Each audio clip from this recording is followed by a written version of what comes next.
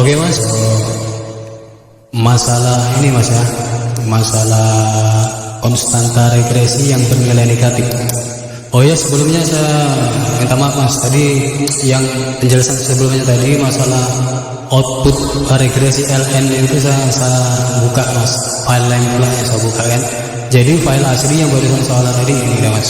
Jadi file regresi dari data LN itu F-nya signifikansinya 0,00, jadi sangat kuat.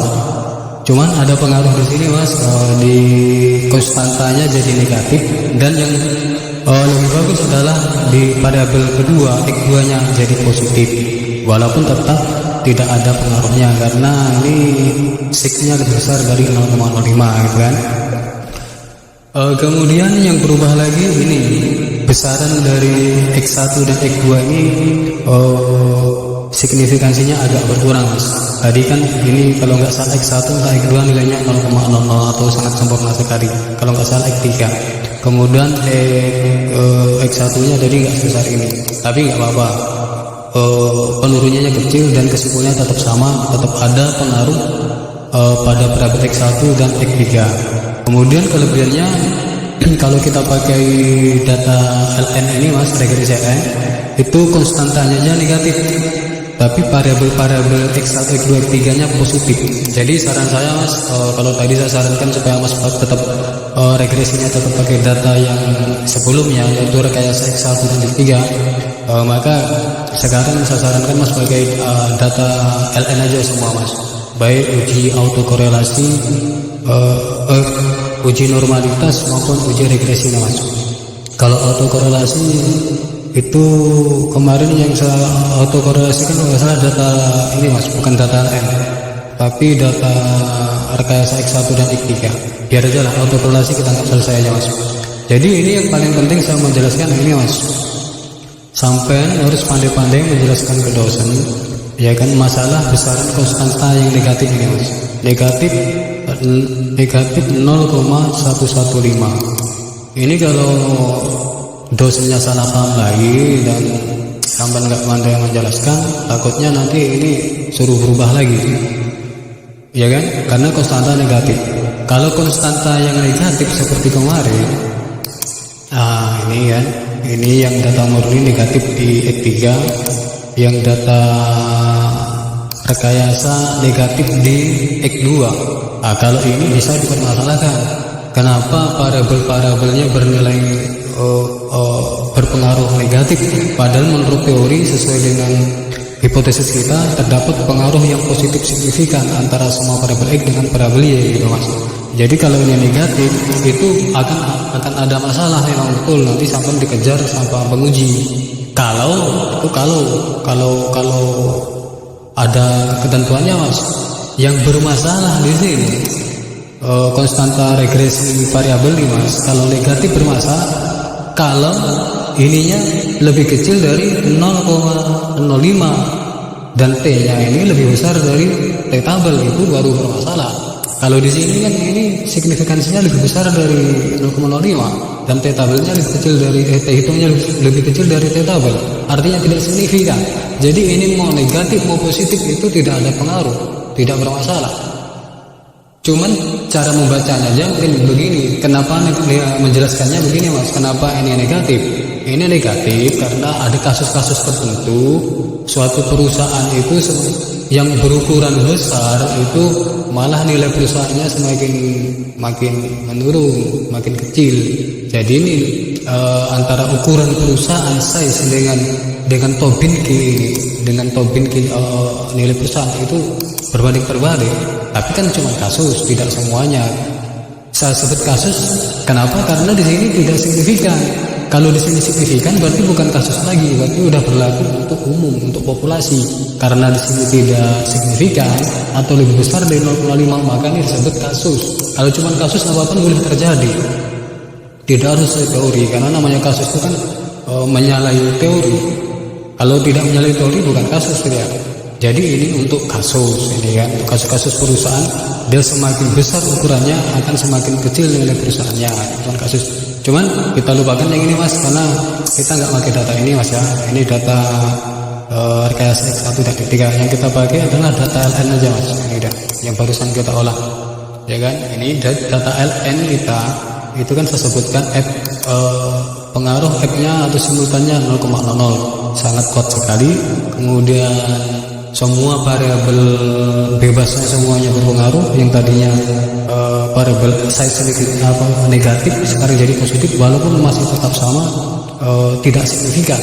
Tapi di sini yang perlu menjadi perhatian adalah konstanta jadi negatif 115 jadi negatif. Jadi sampai harus pandai menjelaskan ke dosen, jangan sampai ini jadi masalah. Soalnya begini, banyak kejadian di mana-mana itu dosen tidak bisa menerima konstanta negatif kalau dia hipotesisnya positif, itu kan? Kita kan hipotesisnya semua variabel berpengaruh positif signifikan terhadap variabel Y. Tiba-tiba pas pengolahan data konstantanya negatif. Jadi saya katakan itu tidak masalah, bahkan cenderung bahkan itu mendukung dari teori atau hipotesis kita. Ini mendukung. Nanti saya jelaskan sebentar lagi. Kecuali ini variabel ini bernilai negatif, dan itu pun bagi yang signifikan, yang di bawah 0,05. Kalau dia tidak signifikan ya tidak masalah. Gitu mas. Jadi kalau negatifnya di sini baru bermasalah mas ya. Ini kan bertanda negatif kan konstanta. Jadi begini penjelasannya mas.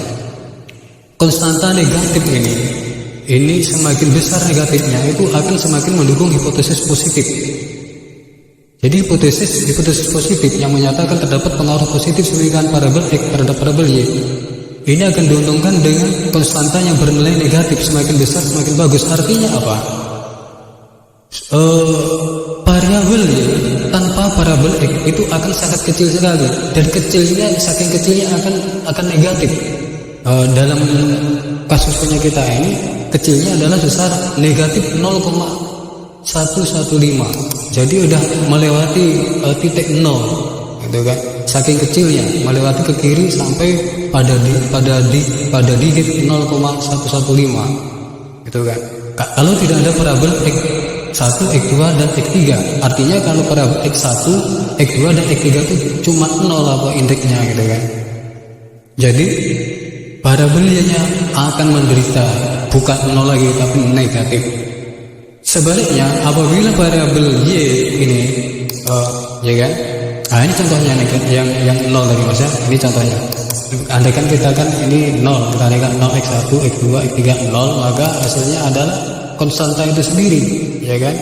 Y sama dengan konstanta kita negatif, negatif 0,115.